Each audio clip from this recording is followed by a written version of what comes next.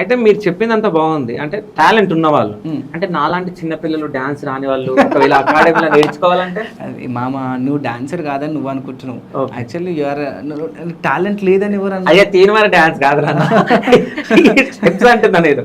So చిన్న పిల్లలు చాలా మంది ఉంటారు కదా, వాళ్ళు నేర్చుకోవాలనుకుంటారు, వాళ్ళు మీ అకాడమీలో జాయిన్ అవ్వాలనుకుంటారు. అంటే వాళ్ళకి ఏమైనా ఫీజు ఉంటుందా? ఏ ఏజ్ నుంచి ఎక్కడ వరకు జాయిన్? అయితే మనం దీంట్లో బేసిక్గా 5-6 years నుంచి ఈ మధ్య చూస్తున్నాం రా, పిల్లల్లో చాలా టాలెంట్ ఉంటుంది. సో 5-6 years పైన ఏజ్ ఎంత ఉన్నా సరే వాళ్ళు ఇంట్రెస్ట్ ఉంది డాన్స్ నేర్చుకోవాలని ఇంట్రెస్ట్.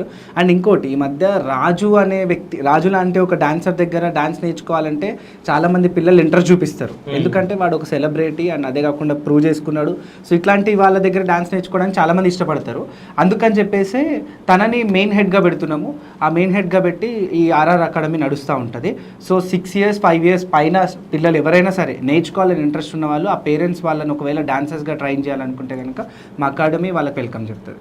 ఓకే, అంటే ఫీజు ఏమైనా ఉంటుందా? 100% మామ. ఎంత ఉంటుంది ఫీజు? దీన్ని కొంచెం కార్పొరేట్ లెవెల్లో ప్లాన్ చేస్తున్నాం యాక్చువల్గా. It's not a private level and అదే కార్పొరేట్ లెవెల్. సో కార్పొరేట్ లెవెల్లో ప్లాన్ చేస్తున్నాం కాబట్టి ఫీ స్ట్రక్చర్ కూడా కార్పొరేట్ లెవెల్లో ఉంటుంది. ఓకే.